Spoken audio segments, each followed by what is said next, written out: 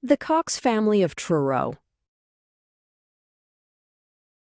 Jacob Stauermann and Margaret Kolbach.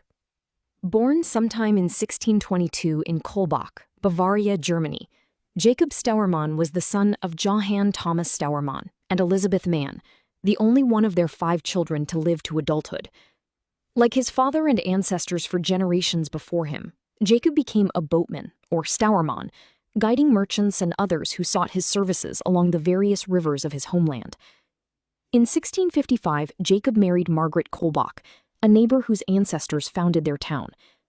Margaret's parents, Frederick and Margaret, both died in 1624, a year after her birth, and she was raised by her aunt Susanna and her husband Martin Luther Kellberg.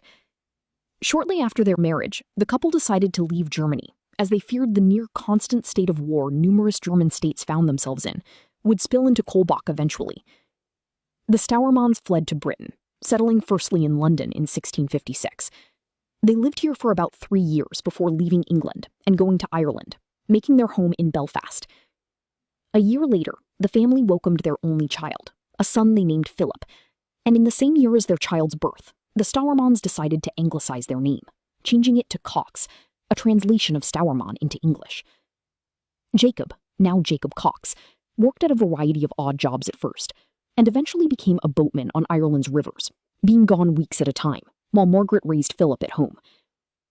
Little else is known about Jacob and Margaret's lives after they settled permanently in Ireland, other than it appears to have been a stable existence.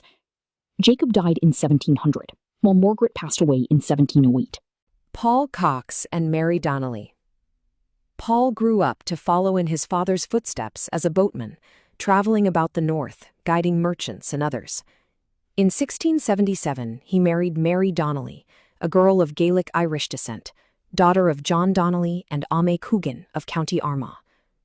By Mary, Paul fathered 3 children: Ame, born 1679, Margaret, born 1680, Jacob William, born 1683. Paul served in the Williamite War of 1689 to 1691 in a small way. He rowed soldiers of King William III down the Boyne River several times, getting shot at twice by rebels, but never hit. Besides this brief engagement with military life, we know little else of Paul's time as a boatman, it seemingly being ordinary. Paul Cox died on December 28, 1744. Mary joined him in the other world on July 12, 1749. Jacob William Cox and Anna O'Neill. Jacob William Cox left the city of Belfast at 20 and moved into the countryside of Londonderry, buying up a small plot of land to farm. He married Anna O'Neill, a member of Clan O'Neill and daughter of Reginald O'Neill and Anna Flanagan, in 1715. By her he had 1 son, William Philip Cox, in 1718. Jacob William Cox died in 1720 from smallpox, and Anna followed soon after. William Philip Cox and Esther of the Lakota.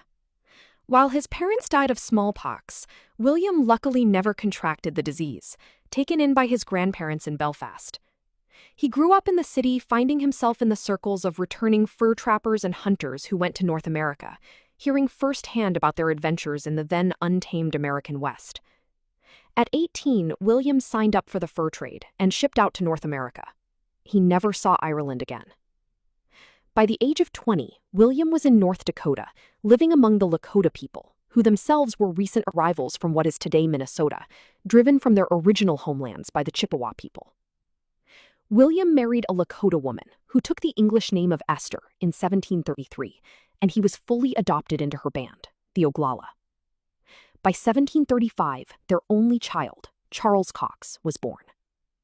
William Philip lived with his wife's tribe until his death in 1789. Esther died a year later. Charles Cox and Eleanor Agnes Stewart. Brought up to respect and honor both sides of his heritage, Charles Cox, known to the Lakota as Blue Eyes due to inheriting his father's eye color while taking after his mother in physical appearance, having dark skin and black hair, was undoubtedly more Lakota than Irish. At an early age, he began taking part in raids against neighboring tribes, including the Mandan and Pawnee.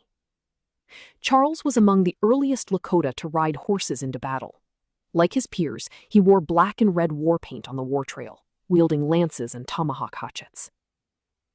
In 1756, perhaps as part of a peace agreement between their peoples, Charles married Eleanor Agnes Stuart, a Mandan woman of half Mandan and half Scots-Irish descent.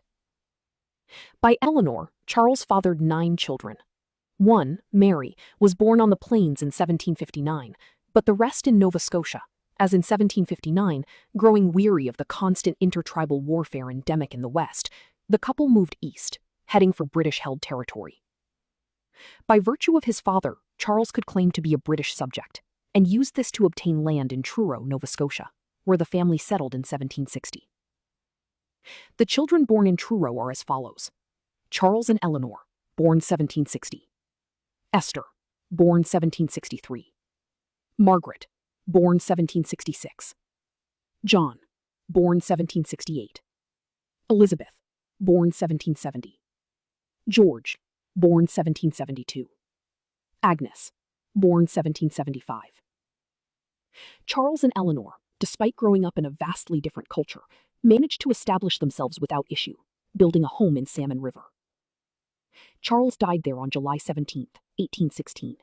Eleanor followed several years later, in the December of 1822.